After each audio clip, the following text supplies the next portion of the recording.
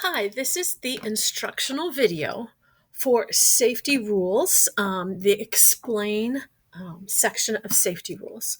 So just a friendly reminder, this is your safety unit plan, and we are going to work on this box right here. Um, I'm going to give you a brief lecture on our safety rules, and you're going to be taking some notes. When you're done, you're going to take your notes up to the teacher, and she's going to initial this. Okay? So before we begin, what I'd like you to do is watch the video through all the way through once, and then go back and watch it a second time and answer the questions 1 through, there's 2 sides, 1 through 7, using complete sentences and restating the question in your answer. Okay. This will be paper pencil. So let's take a look at our safety rules that we're going to need to know this year in 7th grade science. All right, so in this lesson, you're going to learn about the key safety rules for the science lab for 7th grade. Science is a hands-on laboratory class, so we're going to do experiments. We can call them experiments. We could call them labs. We're also going to do activities, which are not quite as intense as labs. You're going to do many activities and labs in science class. And safety is the number one rule in my class, number one priority in my class. My expectation is that you're following the safety rules at all times. In fact, I am going to provide you with a safety contract that both you and your parents have to sign in order to participate in labs. So if I don't get a signed safety contract back, you will learn the material a different way. While labs are absolutely fun and activities are absolutely fun, I learn hands-on just like many of you do. There is a learning purpose behind that activity. Having that hands-on and working with that science concept helps you better understand it. So while we are having labs and they are fun, there is a learning purpose behind it. So if you don't have that safety contract signed, you're going to have to learn that material a different way, not doing the hands-on lab. Okay. I will never put any student in a situation that cause potential risk. I will always make sure that my students are always safe. Okay. Otherwise, we won't do the activity as a whole, or if it's just 1 or 2 students who are not acting safe, then those 1 or 2 students will not have the privilege of doing that activity. Okay? If you choose not to follow the directions, that is your choice, and you will have consequences, but you also have to realize when we do labs, they are often done in teams of 4 or 2, depending on how many materials I have. So if you're not safe, you're putting your partner or the table mates at risk too. Okay, so that is something to think about, and that is always on my mind when we do labs. All right, safety first. So let's talk about general rules. Okay, we have classroom rules that you already went over that are in the team handbook and all that good stuff. These are rules when we have a lab, when we do an experiment. You're going to know ahead of time because we'll talk about it ahead of time. At least a day before. Usually I generally give you an overview of the week on a Monday. So you'll know when a lab is coming, and you'll see my demeanor is more serious, and you'll see supplies out. So you'll know when we have a lab. And when we have a lab, you are not to eat or drink or taste anything in the lab. Okay? I clean out our glassware, but sometimes other people borrow our materials, and I don't know if they clean those out. So we need to just make sure we never eat, drink, or taste anything in the lab. You are not to take anything outside of the classroom. So no materials, no supplies, no chemicals, nothing goes outside the classroom. Okay? And you are always to follow the directions or the instructions of the teacher. Okay? You always ask questions if there's something you don't understand. Okay? You never enter a supply area unless instructed by the teacher. We do not have supply rooms like they do in high school. My supplies are in the cabinets, so you're not allowed to get into any of the cabinets at any time unless I give you permission. Okay? Don't get in the cabinets. They're generally locked, but sometimes they're not. You are not to get any of the supplies, even if it's a weird supply like string. You have to get my permission to get into the cabinets. Help others. Warn them if you see something that is unsafe. Do it nicely. Don't do it rudely. But if you see somebody doing something that's unsafe, say, hey, might want to stop and ask Miss Drake for help, or ask her a question. Hey, I think you might be doing it wrong. Let's ask for clarification.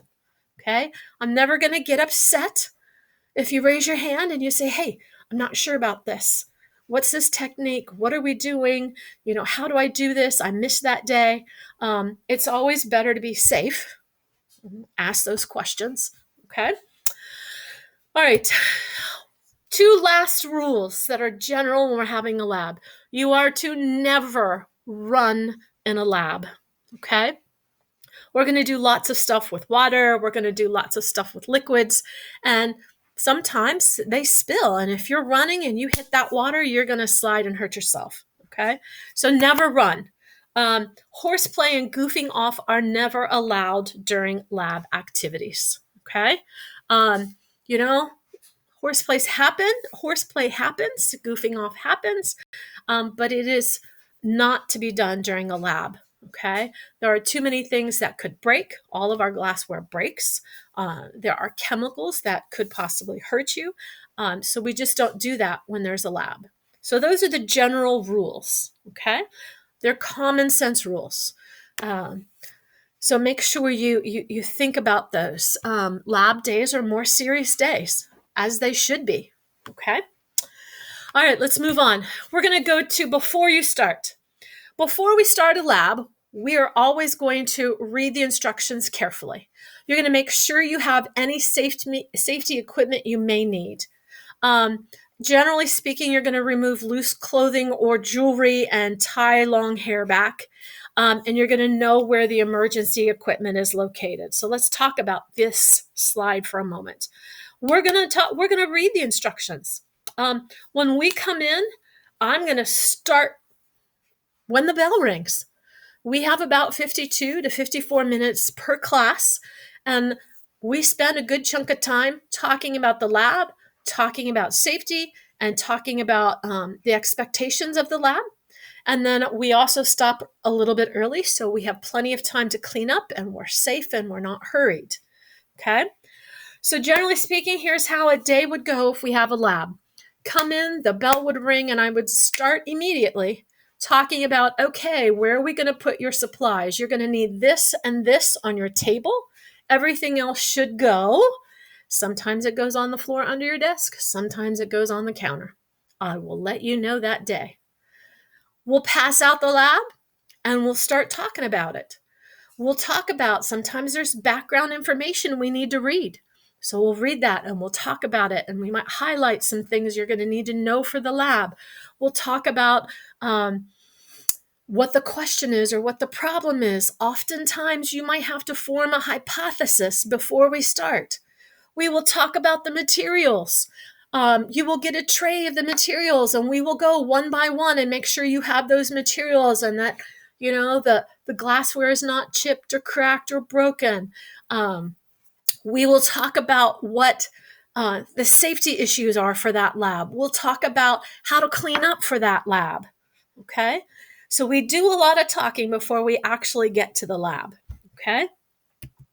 While you're working, you're only going to work on the activities that are assigned by the teacher. Okay? You're going to check and recheck the directions as you work, and you're not going to handle any equipment without permission from the teacher. Okay? So following the directions and rechecking and checking and only doing the activities assigned, here's where this comes into play. Following the procedure is really important, and I will help you with that, and I will train you. I will show you a way that's very effective to go through a lab and do it. If you get lost in your lab and you look at another table and you go, oh, that's where we're supposed to be, and you start doing what you think they're doing, that's not really following the directions, and that's not really doing the activities assigned to you. You need to work at your pace on the procedure. Other groups may work faster or slower. As a teacher, I've been doing this a while, and I kind of know what the results of your experiments should be. So when I don't see those results, I can take a very good educated guess where the problem or the issue might have been on your procedure. Okay, so once we get to labs, the more we do them, the better we'll get at them. And I will help you learn some skills and techniques on how to do labs effectively and follow those directions so you get the results that most everybody else will get. Okay. Um, Two more why we during the while you work. Using sharp objects like scissors or scalpels. Those are generally the two sharpest things we might use. You're always going to cut away from yourself. That's just a standard rule. When I open an Amazon box, I never cut towards myself. I always cut away. And we're going to wear gloves when working with dangerous chemicals or handling preserved specimens. I'm going to tell you right now, we don't do dissection in seventh grade. It's no longer part of the science standards in seventh grade, but rest assured, if science is your jam, there will be high school science classes where you will get to dissect. Okay. So if we're going to use chemicals that could spill on you or could get on your hands or your clothes, I have plastic aprons and we have plastic gloves. Will we use those every time we have a lab? No, because not all labs will require that. Okay. It is good to know if you have any allergies to latex or some things like that, so that I make sure that I don't have latex gloves, or if you're allergic to something else, I don't have that in the classroom. Okay. All right. So while you're working, very important to follow the procedures. If you're stuck, if you don't know what to do, you raise your hand and I come over and I will ask you, okay, where are you at on the procedure? All right, let's talk through this and see if we can do this. And I will be there to help and guide you. Okay. All right. After you finished your lab or your experiment, you're going to clean up and put all the equipment put back all the equipment before you leave. So my expectation generally is I will put all the materials you need on a tray, and one person from your group will come get the tray, and you'll work. And then when it's cleanup time, I will have already shared with you, but I will repeat myself, what needs to come back clean and dry, what could come back just wet. But that tray and the materials usually come back to where you found it. So whoever picks up the tray can bring it back to its spot because they know where they picked it up. Follow your teacher's instructions on how to dispose of waste. Not all of our waste, our liquid waste, can go down the sink. Okay, so I will have special instructions for that. Sometimes I'll have different trash cans. Sometimes I'll have different receptacles, and I will label those, and we will talk about that beforehand. And when it's cleanup time, if you forget, you'll just ask. Okay. You're going to clean your work areas. If you come and sit down at the beginning of the period and your table is clean and dry, when you leave, it's clean and dry. Okay. Always wash your hands with soap and water. We will usually stop class depending on how technical the lab is and how much equipment we have and what cleanup looks like. I will set my alarm for 5 minutes before the end of class. So we have plenty of time to clean up. We're not rushed, and you have time to wash your hands with soap and water. The sinks all have paper towels. Some of them have the school dispenser of paper towels. Some of them I just have, a roll of paper towels there. Some of them have school dispenser soap. Otherwise, I will have a soap pump there. My expectation, though, is that you don't get up in the middle of a lecture during a class that we're not doing a lab and you wash your hands with soap and water. That's for the end of class if you need to do that. Just like you're not going to go get a drink from the sink in the middle of class. Okay? There is a water fountain down the hall. All right, so let's talk about this. If there's an accident, accidents happen. Accidents happen. Just a couple years ago, I had wet hands, which was not smart. I didn't dry them off. And I filled one of our big beakers with water, which makes it heavy. And I was holding it with one hand, and it just slipped right on out of my hand and crashed all over the floor and broke into pieces, and water was everywhere. That was an accident. Not a big deal. If an accident happens, I'm gonna, whoever it happened to, I'm gonna say, okay, let's make sure everybody's okay, nobody's cut, everything's all right. Okay. And I'll clean it up. Okay. Because I don't want you handling any chemicals. I don't want you handling the broken glass. I'll clean it up. Probably what I'll do is I'll move you and your team to another area so you can finish your lab, and I will work on cleaning that up. So it's not a big deal. Okay. When accidents happen, you're going to follow my directions and my instructions. Okay. All kinds of accidents have happened, and we've never had to use the eye wash because my number one rule is we are safe, period. And if you can't follow my safety instructions, then you don't get to do the lab. So I've never had to use the eye wash because all of my students always wore their goggles. I've never had to use the shower because all of my students followed the safety instructions. If I think a student or several students can't follow those directions, then I'm going to pull them out and they're not going to do the lab. They're going to learn the material a different way. Okay. No one in my class should be injured because somebody was horseplaying or not following directions. Okay. Emergencies happen. There is a black button on the wall next to my whiteboards. And when you push that button, it makes a call to the office. And then they come over the intercom and say, hey, what'd you need, Miss Drake? So, if something happens, like one year, gosh, we had a student throw up all over the table. So I hit the black button and I say, hey, we need the janitors down here. Somebody got sick. We're going to go outside and finish our talk.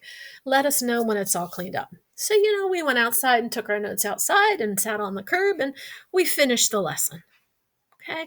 So accidents and emergencies aren't always really big, like somebody catching something on fire. No, we've never had anything catch on fire that wasn't supposed to catch on fire. And if I think students are going to taste chemicals, well, then they don't do the lab. Okay. There's some trust here that we have to do. Okay. So rules before labs, during labs, and after labs, and if there's an accident. Okay. If somebody got something in their eye and it was a chemical, the eye wash is not really a scary thing. You pull the handle and a little arm kind of comes out, and it's kind of like a little water fountain kind of bubbling out. And we would just kind of put your eye in there for about 15 seconds, and I'd have somebody hit that black button and say, hey, we have somebody get something in their eye. I'm going to send them down for the nurse. And, the nurse would look in your eye and make sure everything's okay. And she would call mom and dad and let them know what happened. And depending on the chemical or mom and dad, they might take you to the doctors and they might look in your eye just to make sure everything's okay. Same with if you accidentally spilled a chemical on your skin. We'd walk over. If I can't fit, well, your arm would fit underneath the sink. But let's say something spilled, I don't know, on your body somewhere that we couldn't put under a sink. We'd walk over to the shower and you would get a shower with clothes on and it'd be really, really cold. And I'd, let the nurse know, what the chemical was, how long you were under the shower, and you would be escorted to the nurse. And, she would probably call mom and dad and say, hey, this is what happened, bring some clothes. And she'd look over your, wherever it was to make sure everything is okay. And, she would either say, hey, you might want to have it checked out with the doctors or maybe not. That's why those are there, so that nothing bad happens. Okay. Nothing bad has happened so far, and we're going to keep that going because I make sure our students are safe and follow instructions. Okay. All right. So you watched it through one time. You're going to go back and rewatch this and fill out the handout. This lesson, you learned about the key safety rules for a science lab. Um, the next step is after you're done with your notes, you're going to show your teacher and get the handout, the safety handout signed. You're going to put these notes in your folder. Don't throw them away. Anything on these notes and these slides, this presentation is fair game for a test. Yes, you will have a test over this. Okay, the next step is going to be to watch the next set of the next video, watch it all the way through, go back and take notes. And this will be the procedure for this set of slides, science safety. We're going to do science symbols, and we're going to do science equipment. All right.